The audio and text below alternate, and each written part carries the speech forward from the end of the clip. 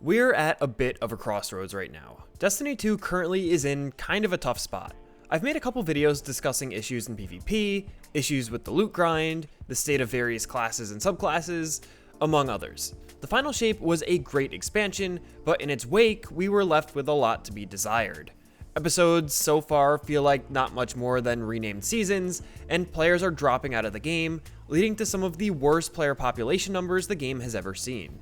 With a lot of people saying this is the end of the game, it's hard to be optimistic for the future. But things may have changed based on the recent blog post Bungie put out for the 10-year anniversary of the franchise. In these few blog posts, they outline the future of content in Destiny 2, and honestly, if it's to be believed, we might be seeing the resurgence of the game when it starts to be released. Today, I'll be talking about the changes coming, why the changes are being made, and what those changes mean for the future of Destiny 2.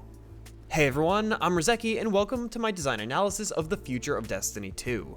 As always, thanks for checking out the video. If you're new here, don't forget to subscribe to the channel and leave a like on the video. I've got more Destiny content and even some variety content coming out soon that you won't want to miss. And in case you forgot, the channel is partnered with Advanced GG. Advanced makes gaming supplements designed to keep you awake and hydrated during your gaming sessions. Personally, I'm a huge fan of the hydration line, and if you're looking to pick some up, you could use my code Rizeki at checkout for 10% off your order. Plus, you could also pick up the Rizeki Ice Shaker at the same time. All the links are down below in the video description if you're interested. So, these blog posts that Bungie put out outlined a number of changes that they're making to a bunch of different areas of the game. Most of these changes revolve around refreshing the stale content delivery cadence, adding new depth to the game, and revamping a lot of systems and activities that have pretty much rotted over time. I'll go through all the major changes individually to talk about why each change is being made, and what effect they will have on the game once they're released. Let's start with the shakeup for content releases. The biggest change of all is the removal of a single monolithic expansion at the start of every year. In its place is going to be two smaller or, well, mid-sized expansions spaced out 6 months apart. Each expansion will release with dungeons, raids, a campaign, and all the other things you would expect from a yearly expansion, just at a lower scale. This is a major plus for the game, even if at the worst case, the expansions are no more than expanded seasonal-esque content. One big side effect from Destiny only having a single expansion every year was the player drop-off rate as the year progressed. A large number of players play during the first month of the expansion, then fall off once they're done with the major content. Each season, more players leave since there's no big content beats that keep them coming back to the game. In addition, if an expansion is a total flop, kinda like Lightfall, the game is left in a really bad state for an entire year. Having a second expansion sooner can give players, and the game itself, a refresh period that could help alleviate the issues with any one particular expansion release. These two expansions can also help alleviate the issues with seasons feeling too spread out or disconnected from the expansion they're tied to, and lets the designers weave the experiences released throughout the year together more tightly. These expansions are also going to give designers the opportunity to try new ways to craft playable content. They directly mentioned how the first expansion, codenamed Apollo, will feature a non-linear story progression. By having a shorter lifetime on the expansions, designers can be more free to try out new experimental types of gameplay experiences, and like I already mentioned, if one of those flops, there's only a few months before the next big expansion releases to change it up again. Alongside the expansions, there will also be completely free content drops, more akin to that of Into the Light from earlier this year. These drops effectively replace the current seasonal model, if I'm reading the article correctly.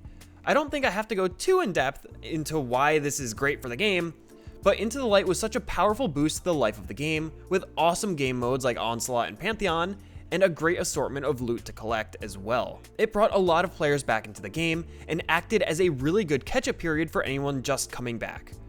With these types of content drops happening more regularly, it will help to keep players steadily engaged in the game throughout the year, not just during big expansion drops. But now here's where things get interesting, the core game. Let's be honest here, this is why Destiny is currently on life support. Outside of dungeons, raids, and the yearly campaign, the core of Destiny is boring. Ritual activities are stale, the loot grind is meaningless, and because of that, no one wants to boot the game up and just play for the sake of playing. On top of that, as Bungie said in their article, there's just too many activities with too much loot spread across too many places in the game to make it easy to actually understand what you should be playing. This particular issue is related to the new player experience, as most veteran players probably know the best sources of loot and what to look out for. There's not too much to say here, but streamlining the way for players to find activities to play just improves the quality of life for everyone, especially new players. Bungie is planning on revamping the way you find activities with their new portal feature. But let's get back to the really interesting changes being made. Challenge customization. It's no surprise to anyone that Destiny has a huge spectrum of players, from the ultra casual to the contest mode raiders and beyond. But what doesn't account for that is the current difficulty choices in the game. And with that, the loot grind is also affected. At this point, many players have become comfortable smashing through the hardest available content in the game at any given time, and that's mostly Grandmaster Nightfalls. The same could be said for Master level raids as well, although less people play those. With players being able to freely clear these activities, it's all too easy to acquire the best loot in the game, removing much of the grind. Which, like it or not, is a reason to keep players playing the game. The first solution is, of course, for the new challenge customization system. For all PvE activities, which might actually include raids as well, you'll be able to select not only the difficulty level, but also a wide range of modifiers to apply to the activity. At the lowest level, this will feel very similar to the current difficulty selector for something like a Nightfall, but at a higher level will provide you many more options for making the experience much more difficult, or otherwise customized to your playstyle. To reward players for making more difficult combinations, the loot will also scale with the difficulty. Destiny right now is really missing a powerful reward structure, and this is part of the solution for fixing it. I'll talk about the other solution in a bit.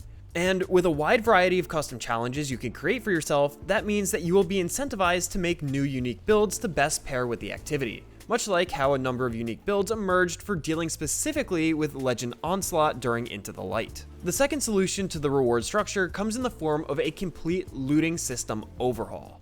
First of all, the best weapons in the game are far too easy to come by from various sources, which removes the incentive to play until you get what you want.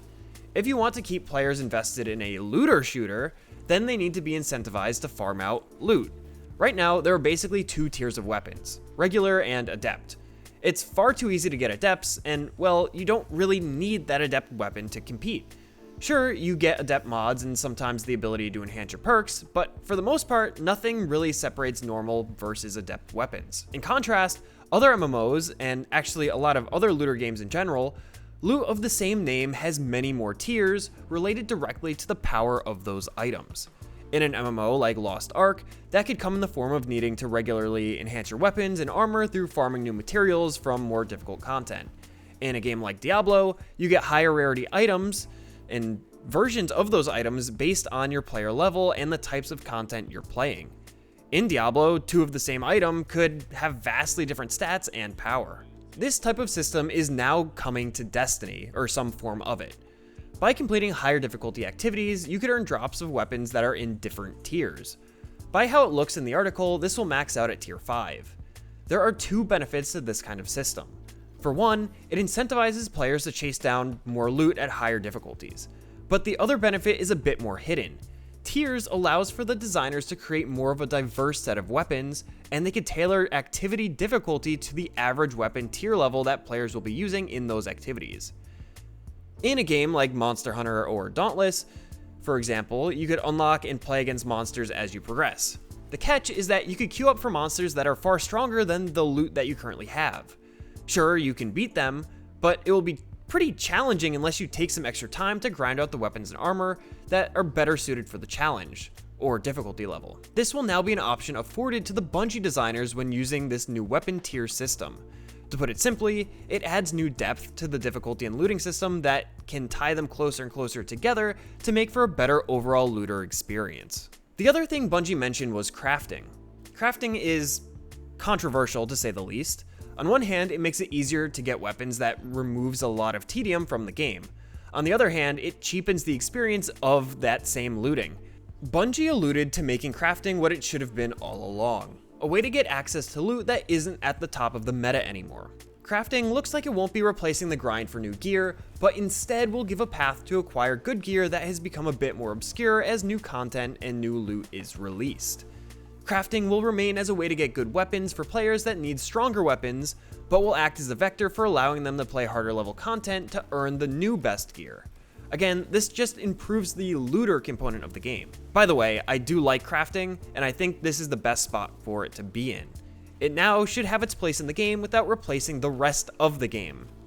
If it wasn't clear from everything in these articles and what we've talked about so far, I'll sum it up quickly. Bungie is targeting the issues that are keeping players from wanting to play the game. Players don't know what to play. The loot is boring, the challenge isn't there, and content is coming out too slowly. At a top level, the new content release cadence with more expansions and regular free content drops, like Into the Light, will keep players interested in playing the game to try the new activities. One level deeper is to hook players into those activities using loot as a driving force. Weapon and armor tiers will give players a reason to keep playing. And for players that are already hooked, the higher difficulties will give them a reason to continue to challenge themselves through custom challenge settings. They can tailor their own experience to keep things feeling fresh for players at the pinnacle of skill in the game. Not only are the changes outlined good for the core game, but they also provide players with meaningful ways to interact with the game, which should keep them coming back for more as long as Bungie executes well on the vision that they have set out for us. So what do you think? Are you looking forward to the changes? Will they save Destiny, or is the game still just going to die? Let me know your thoughts in the comment section down below or over in my Discord server linked in the video description. Personally, I think these changes will have a big impact on the health and longevity of the game if all goes well. Right now though, the current state of Destiny is, well, not great. If you've been paying attention to my channel, you'll probably have noticed that I haven't been playing much Destiny lately. I am feeling the burnout of playing the game right now, and because of that, I'm going to be trying to branch out a bit more into some variety content going forward.